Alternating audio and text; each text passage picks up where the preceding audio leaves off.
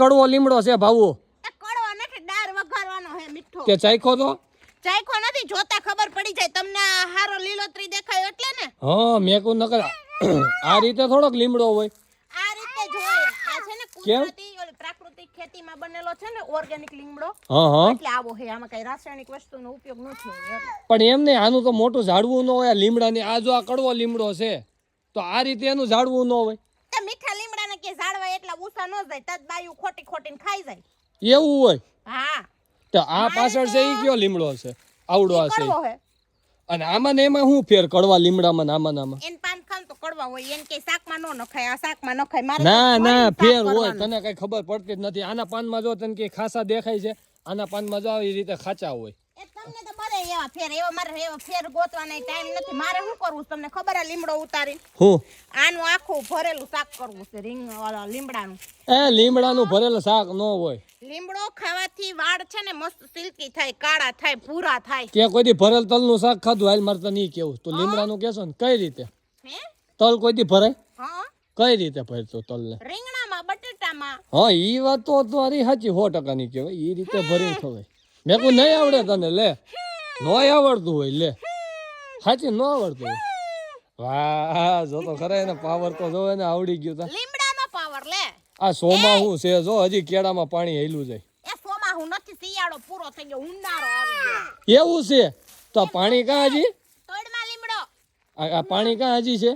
ઈ પાણી અમાર કેના લાવી અહીંયા. અરે તમારે કેના લાવી? એ છોકરા એમ નો કરાય, કોકનો લીમડો નો બગાડી નખાય. ગાંડો છે આ તો. હાવ મહેનત પડી પપ્પાના દોસ્તારને ખબર પડે હે? પપ્પાના દોસ્તાર? પપ્પાના દોસ્તારને? તે મારે જ પપ્પા જ થાય ને. હા તો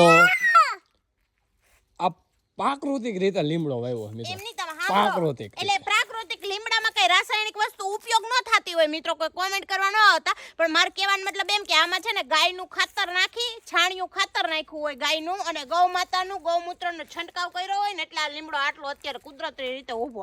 બાકી જોવો ને તો પાંદ કુકડાઈ ગયેલા હોય, તમને આવો લીમડો કે જોવા નહીં મળે. મારે જો સાકર તે પછી તો ઈ તો બોયલા કહેશે આ બધુંય રહ્યું ને, આ બધુંય વાવેતર છે ને પ્રાકૃતિક રીતે કરેલું છે. જો આ ગાય એની છે ને એના માટેનું નીણ પૂરો છે, તે પછી પપૈયા છે, અને જો આ ગલગોટામાં જો આ ગૌમૂત્ર જો કાયદેસર તમને કહીને પ્રાકૃતિક રીતે જો છે.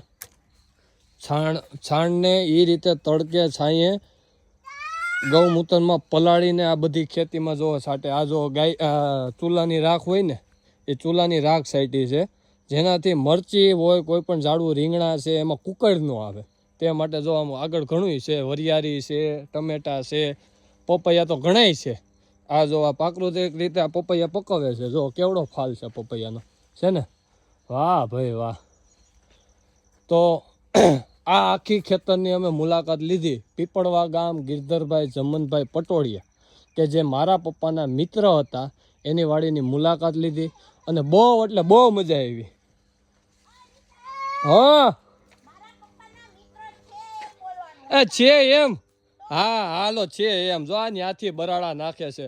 અને મિત્રો તમે એક વાત તો હું તમને બતાવતા ભૂલી ગયો, બધાને પાણી થઈ રહ્યું. અને આ લોકોને જો 45 ફૂટ હજી વાડી ભરી. આ 100 ફૂટ વાડી ઊંડી છે અને હજી 45 ફૂટ ભરી છે એવું કહેતા હતા મને લગભગ. હા તમે છે ને આ વિડિયો કોઈ બતાવતા નહીં હો. કા પછી આપણી ઘેર બધાય આખા ભરેલા લીમડાને શાક ખાવા આવશે તો આપણે શું દેવું? આપણી બે વાહે નહીં વધે. વાહ ભાઈ વાહ.